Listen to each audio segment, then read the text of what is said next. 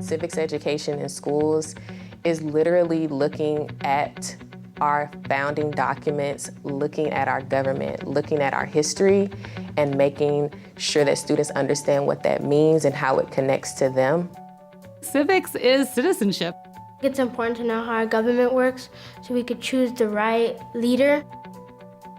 Civics education is the study of the rights and responsibilities of citizenship. Our government's controlled by the people, and if nobody's learning about it, then who's it controlled by? If you learn about this in elementary school, then you'll have it for the rest of your life and you'll be able to use it.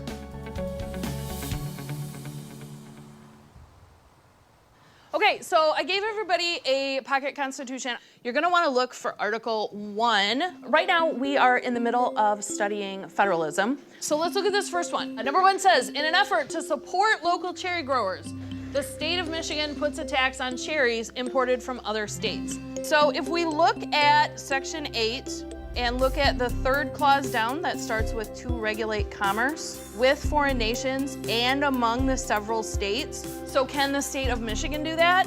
No. No. So what you would write in this first box is unconstitutional. We want to have active participants in our democracy that are educated about how government works, that understand where to find answers to questions that they have about democracy. So they need to understand media literacy as well. Good, so it was about the 8th Amendment. I teach US government. Somebody tell me which they think is the most important amendment to their own lives. We shape the course in sort of understanding the foundation and how the Constitution was written and how that plays out in our 3 branches of government, how that plays out in our political parties, how that plays out in our election systems, and start to weave in the story of the United States as well as how people have pushed our democracy to be better every step of the way. Last class, you worked on researching court cases. Anybody remember what their court case was connected to when we think about these amendments? Jackie. The Second Amendment about the right to bear arms. Yeah, the right to bear arms. It's important for students to practice civics because it's not something that students are just simply born with. You have to practice, you have to build that muscle. We are gonna have an election here at Holabird, but you have to understand what that is and what we're gonna be doing. Think of it as like a mini government. The civics part of it is them running for office, learning what that is, what they're going to be doing, their expectations to make sure that it is a democracy and that they are listening to the people. I'm really excited to be helping out and making the school a better place. We have to vote to represent our opinions on things. And democracy means government led by people. Good morning. Good morning, yes. Good morning. It's important for kids to learn how this country works because they're going to be our future leaders.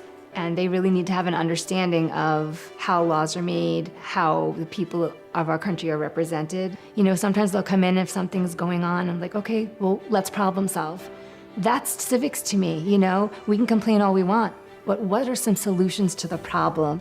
What's the government structure? There's 3 branches of government. Okay, yeah, very good. Tell me what the judicial branch does. The judicial branch is the one that if someone breaks the law, then they pass judgment, hence the name judicial. We all have different ideas, experiences, and backgrounds, and that's what makes us such an amazing class, and that's how we learn from each other. We can agree, we can disagree, but we have those conversations. Thank you. What gives me hope for our country are our students because they have so many amazing ideas and abilities and strengths. It's important to know how the government works because you're just going to be voting when you're older and you need to know what it's about and what you're doing. I want to be a Navy SEAL or an Army ground infantryman, and I think civics is very important so I can know what I'm protecting and I can know what I'm a part of.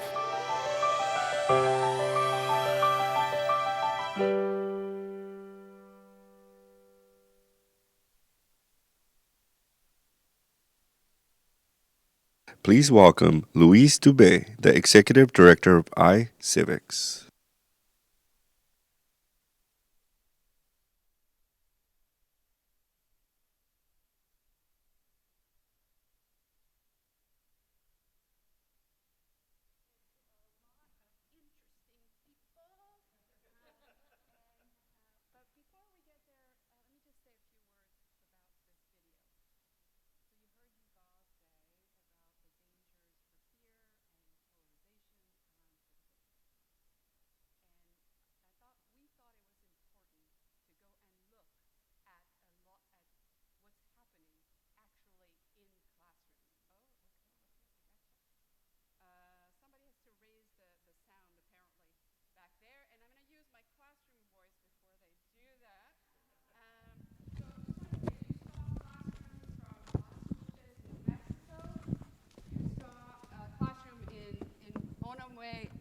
Oh, really? It doesn't work. All right. Onaway, Michigan, you saw classrooms from Baltimore, Maryland, and you saw classrooms in Washington, D.C. And you can see this is what is being taught to our children in classrooms today. So I want to just say one more thing about the video. It was produced by the Common Good Collaborative. It's a loose network of leaders in this space, many of whom are here with us today. And I want to point out the organizations. I think it's important for people to understand how much collaboration there is in the field. So the National Constitution Center, wave your hand back there, the Bill of Rights Institute, Generation Citizen, Mikvah Challenge, fantastic. The Center for Civic Education, fantastic, thank you. Facing History and Ourselves. And I'm not sure if I missed anyone. I hope not. No, I didn't. So thank you for your collaboration in pulling this together. But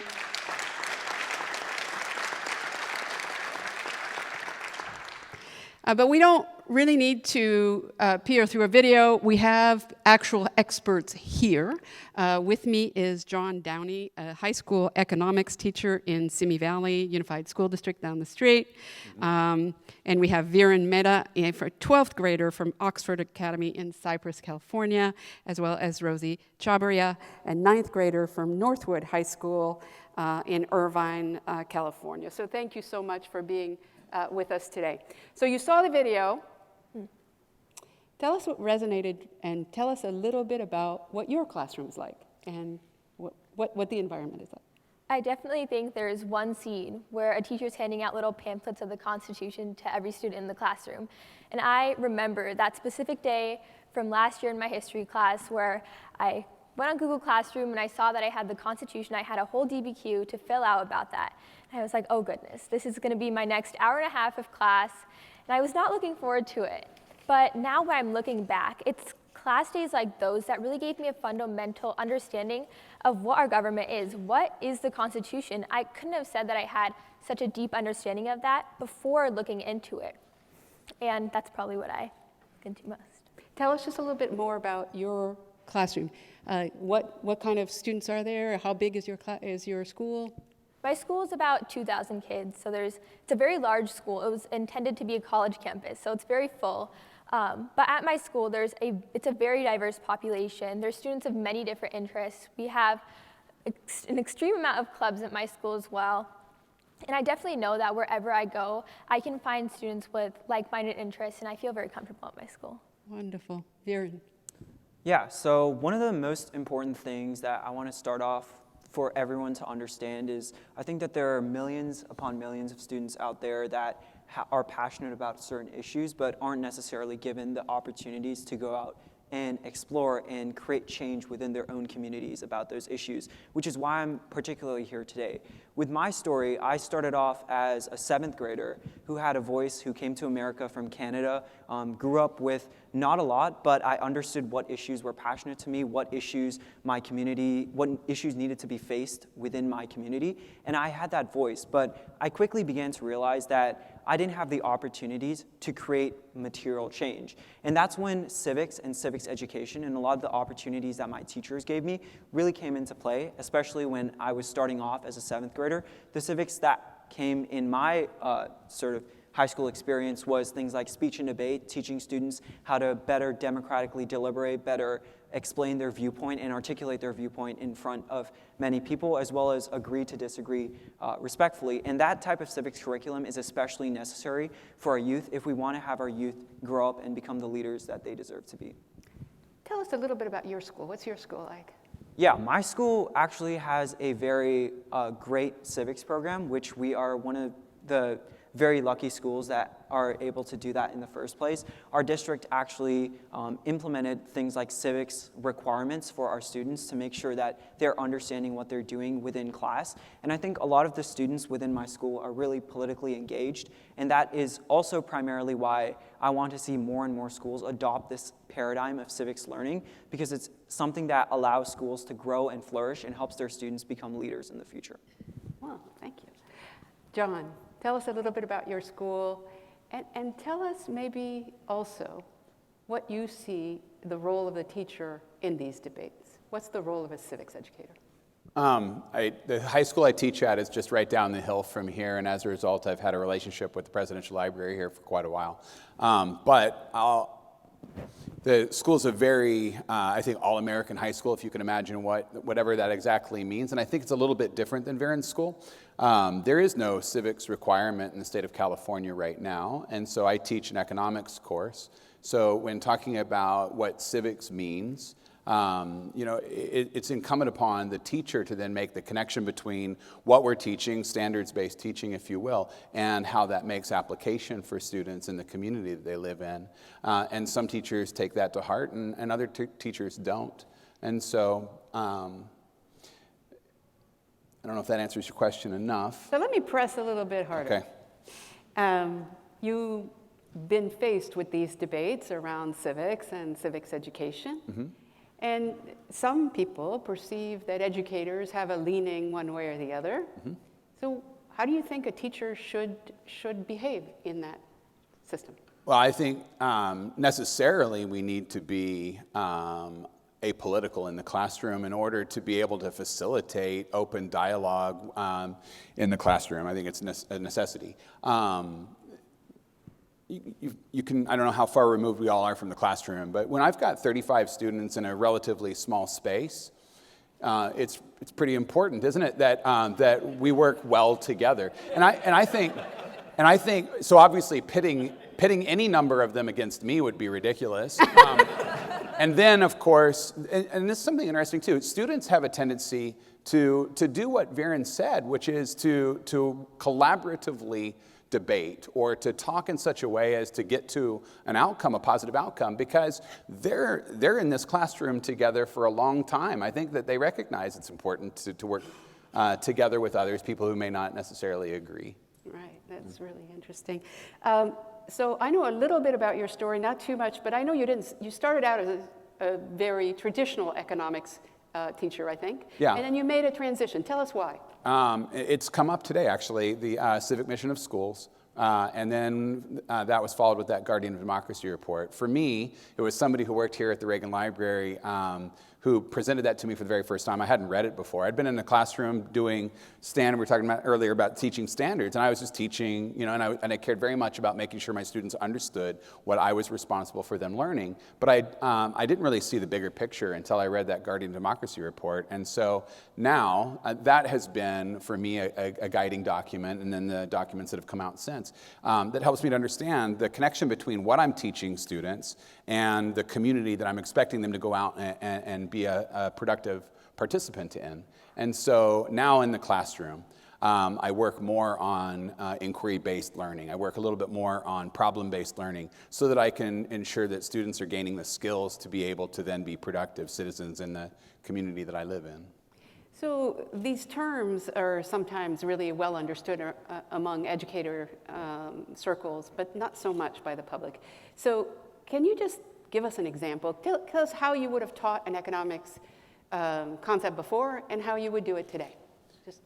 So, sage on the stage, that old expression that the teacher knows everything, and I lecture, and I still do lecture from time to time, but what I find myself doing now, I said problem-based learning, and to explain what that would mean is I now give students a problem. I'll try and use an economics example, and so I need students to make a presentation to a venture capitalist, and so I need to teach them what they need to understand about the economics behind the presentation they need to make, but then I play the role of the venture capitalist, and I have them sit at a table across from me and make a presentation. So they have to understand the supply and demand. They have to understand the numbers behind their presentation. So I've fronted all of that teaching, but now the student is in a position where, and this is more civics, right? This is where students are doing democracy, if you will. In that circumstance, they have to come in and make eye contact with me and shake my hand, and these are important skills that I wouldn't be teaching if I were just lecturing. Thank you so much. Mm-hmm. Let me turn back to you, Rosie. What did you get from your civic education? What is going to stay with you? What's been meaningful to you? For me personally, at my school, there are no specific civic classes offered. It's not something that's necessarily focused on. However, a program I've taken part in for the past, this year's going to be my 5th year, National History Day, that's definitely something where I've been able to pick up a lot of skills. This includes public speaking, college level research, communicating with those around me, analyzing documents from history, and really coming up with my own compromises and analysis of history. Really something I think I'm going to take away from all of this is all of these skills, because I know that in my future, for example, when I'm filling out a ballot for who I'm voting for, I know that I want to make well-rounded decisions, and just having this basic understanding of government and of how our democracy was formed are really going to all contribute to me being a better citizen and a better member of our community when I'm older. Oh, that's fantastic. Varen, what would you say? Yeah, so one of the things that was most important to me after my civics education was not only being a platform for myself and my opinions and my voice and making sure that my voice was heard, but also serving as a platform for those students around me that don't necessarily have the resources, the infrastructure, or opportunities given to them in the status quo. So one of the main things that my civics education has taught me is not only to protect my voice and speak out, but also to protect the voices of those individuals around me. So for example, one of the major things I was able to do because of my civics education was become a leader in my community, start my own organization called Future Activists, and get together almost 60 plus of my students, my peers, and really force them to investigate their relationship to civics, investigate their relationship to different issues that we have within our community, and see how they can go out and create that change to make sure that they have the opportunities to get their voices heard. Another thing I was able to do was, because of my civics education, I was able to create change within my district. I was actually the first student to author a district resolution that helped improve climate sustainability and teach our students more about climate sustainability within our district. And I was able to impact almost 31,000 students over 17 schools. Now, this is not to say that what I did was completely changing, because there's obviously things that we need to continue to do, which is why I think that civics education needs to be given as a resource and a tool for those students that have their voice, know their voice, but can't really express their voice because they're not given the opportunities to express that voice in the status quo. I'm listening to you. Is there a political future for you? Just saying. You might consider that. Hey, Rosie, listening to you and what you've learned and what you've got, what kind of advice do you have for adults as to what we should be doing more, or what's missing in your civics? Whatever you want to tell us, this is your opportunity to tell just about everybody what we should be doing. I think that if I could say like one thing that's missing at my school is students being told this is civics. Because while we are analyzing documents in class, while we are looking so deep into history and really building such an incredible fundamental background for our knowledge, we're never being told how to connect point A to point B. This is what you're learning in class, and this is how it connects to civics, and this is how you can take part in your community, and this is how you can foster change. That's something that's never been told to me or my peers specifically in class. And I'm lucky enough to have opportunities through National History Day, for example, and be able to learn further about these things. However, many kids in my classroom, if you ask them what is civics, they probably wouldn't have a direct answer for you. So just being told that this is civics, getting for once a explanation and a proper description of what they can do for their community. Oh, that's fascinating. Darren? Right, so I think one thing that's missing in a lot of schools is teaching civics as a set of facts to be memorized on a textbook rather than personalizing it to each individual student's needs. So for example, one thing that happened in 8th grade that I was really, really grateful for was my speech and debate teacher going a step further and creating this civics curriculum where students were broken off into mini groups, and each group could choose an issue that they felt passionate about. And within those groups, they worked to email legislators, policymakers within the area to try and create change about that. So certain students chose, for example, tons of pollution. Other students chose issues of climate change. Other students chose other issues that they were affected by and that they want to change within their own community. And that was something that was really amazing to me and really opened my eyes, because highlighted the importance of personalization within the civics curriculum, rather than teaching civics and thinking about civics as just a set of facts to memorize off a textbook. Because I think the more personalized that civics is, the more benefit that we get as a community, because more and more students realize the impact of civics is not only just memorizing these facts, getting an A on a test, and getting out of the class, but rather using those facts in their daily lives to create change. Thank you. John, what's your reaction to all of this? He's basically telling us what to do. Well, I think that listening to Varen speak, he talks a lot about like wanting to do something. And I'd be very happy to tell you that from my experience, and this is, I think, this is a relatively recent phenomenon. I think students right now have a greater appetite for getting out in their community and doing service and taking action than before. And service learning, I know, is a component of that Guardian Democracy report, right? Students are eager right now to try and make change, and all kinds of change. That change, it's as simple as, making sandwiches for the homeless community through the local Samaritan Center. But it's also big picture change. But there is definitely an appetite right now among students to do service learning and to be active in the community. And I think we have a responsibility for going beyond just teaching those standards, and that does mean including making those connections. I mentioned earlier a handshake is democracy. Well, it is when I bring in speakers from the community, when I bring in the mayor, when I bring in the sheriff, when I bring in all of the school board members one at a time, never at the same time. It'd be a brown board violation, but anyway, but yeah, students have a chance to meet these people and get to better understand who are the leaders in the community. And so that's doing democracy, not just teaching about it. And I think that's important, that doing aspect. So, John, I'm going to pick on you again.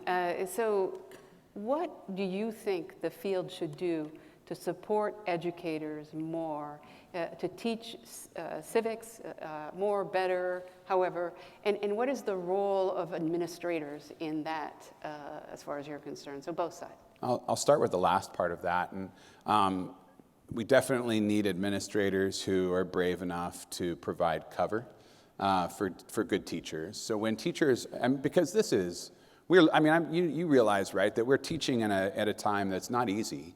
Anybody could quickly twist words, against us all, and teachers are certainly in a line of fire. But when you have an administrator who trusts you and is willing to provide you cover, there's quite a bit of good that you can do as a classroom teacher, because those fights aren't being fought in my classroom, those fights are being fought somewhere else. And it's not, when you say administrators, I also think about the good work that school board trustees do in providing political cover too. That's got to be one of the most ridiculously hard jobs to do right now. And that was the second part of your question, right? But the other is that funding-wise, and I'm not asking for anybody's money, but a lot of what we do in civics education, because it's not a class in California, is what we do as volunteers. It's the work that teachers do because they're motivated to do it, but we spend a lot of time working after hours. It's operating programs that are at lunch, operating programs that are after school. And these are unpaid. Therefore, I guess my point is that and I really appreciate so much of what I've heard so far from this stage today, if we can have a very clear idea, and Rosie was talking about that, of what is civics, and then what is my responsibility as a classroom teacher, because not every teacher has had the luxury, like I have, of being given that Guardian Democracy report and being motivated by it. And it takes a teacher who's motivated. Not all of my peers do the work that I do, and in part it's because it's largely volunteer work. So we're here, and Danielle and Bridge started out talking to us about a moonshot, or let's really do this and do it big. What would it take, and how would you start, John? Would you start with, you talked about money, would you start with standards, would you start with training? Would you start with a course? What's your idea? So what I'm seeing right now in California, And I realize that we're from all over the place. But in California, we right now have created a seal of civic engagement. And it's wonderful because it's a target. It's a target for students and then teachers as well. So we decided here are what students would need to achieve in order to be able to receive this state recognition for excellence in civics. And so that has been very helpful. Because of that, we can then create program that works towards the goal of getting as many of our students possible through that. A lot of our students were, like I said, already doing a lot of wonderful things, but having an aspirational goal, right, is helpful. And so the state seal of civic engagement here in California is one of those things. And I think that any state that doesn't have some similar program, and I don't think it's a very expensive program. I know I mentioned money, but I didn't mean to suggest that civics has to be a very expensive thing. And so we give our students at the end of the year for achieving all that they do, we give them, with the Reagan Library, a presidential seal on their diploma. That's not very expensive. And then in my back pocket, I've got a challenge coin. We give all of our students a challenge coin. It says on it, Guardian of Democracy, by the way. And anyway, we hand that to our students. And it's not a very expensive thing, but again, aspirational goals and a little support and political cover, these are the things I think we need as teachers. I think that's a pretty good menu. So thank you. The civic seals are very popular across political viewpoints all over the states, and I think it can be a very good leverage point. So thank you for that. Viren, there was a RAND study recently. It said that educators believe that civic education is really should be about teaching critical thinking skills. You and I have talked about this a little bit. Tell me a little bit how it's worked out in your experience. How has civics, have you gained any skills? Can you think better now? Not that you needed much help, but okay. Yeah, of course. I can definitely think better in the context of things like critical thinking. One thing I was talking about a lot was being really involved in speech and debate shaping me to who I am today, being able to articulate what things I want to articulate and in a consistent and concise manner. Those things wouldn't have been possible without an understanding of my voice and the importance for my voice to shine through, especially through all the obstacles that students have in the status quo as to getting their voice out, getting their voice heard. It really taught me the importance of being able to speak and articulate my viewpoints. So back to things like debate. This goes back to even conversations with my dad at the dinner table about political events, like current events, politics. The reason that we are able to have those discussions, agree to disagree peacefully, even if our viewpoints aren't exactly the same, we're able to have those discussions because I've been able to learn through my civics education that it is extremely important to democratically debate and have different viewpoints.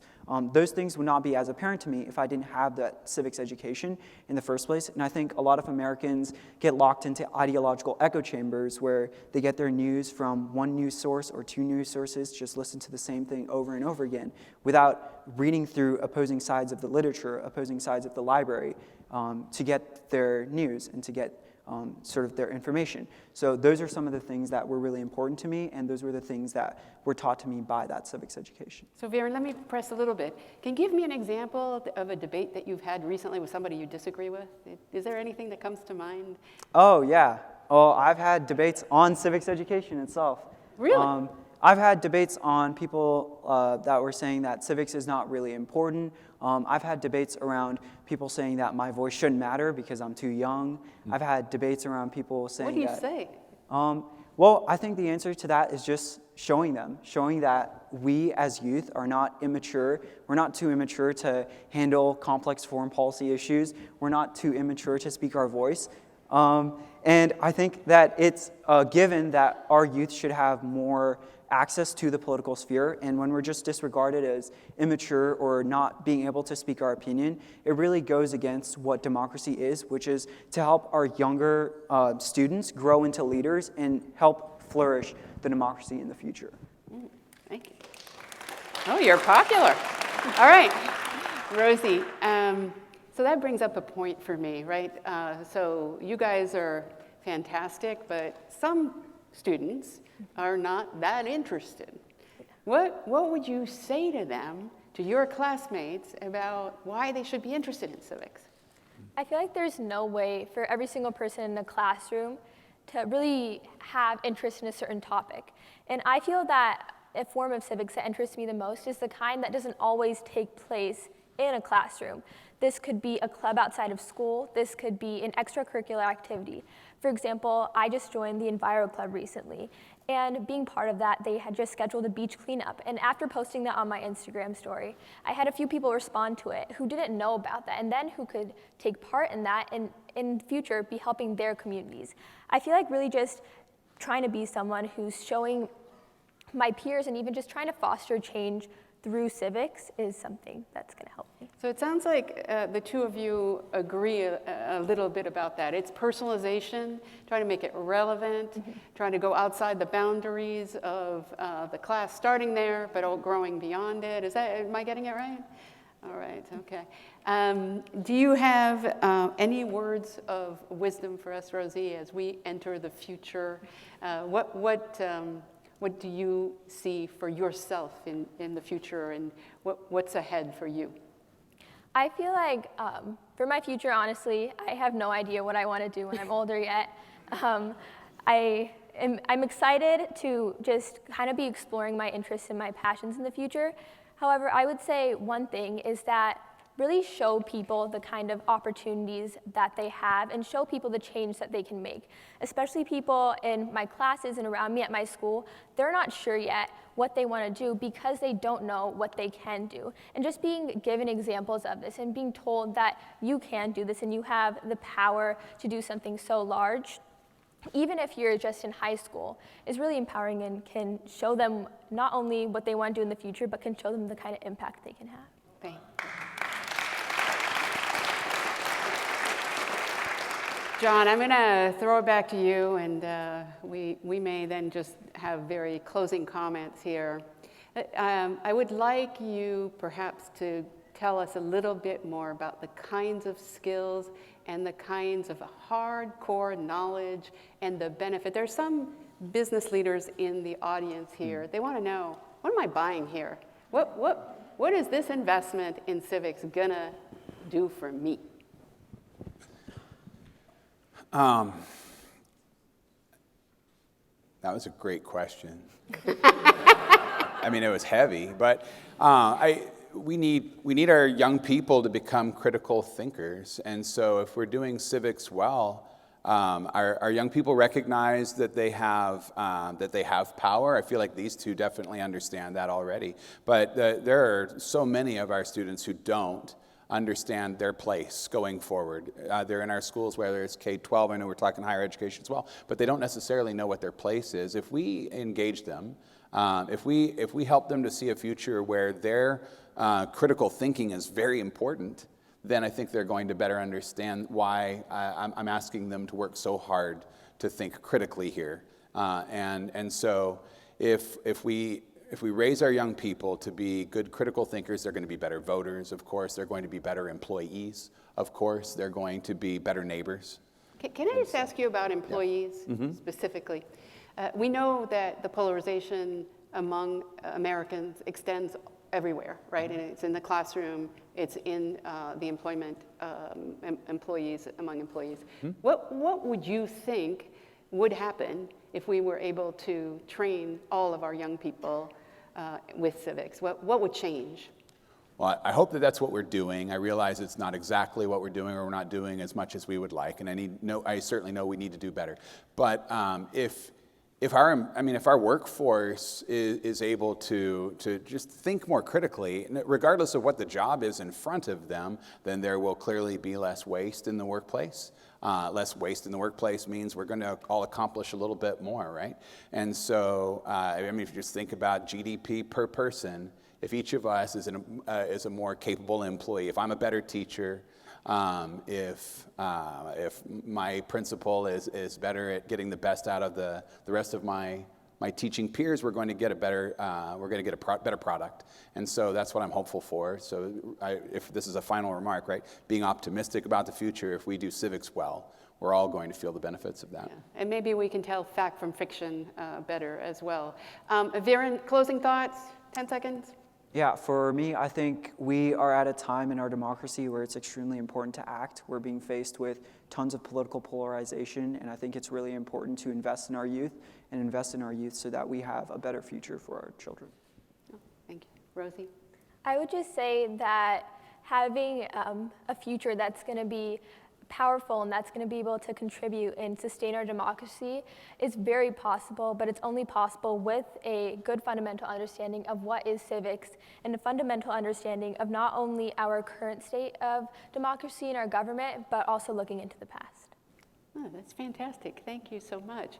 I will only add that the economic engine that is our country really relies on being able to work together, and that is how we will thrive together. With that, please thank our panelists, and thank you.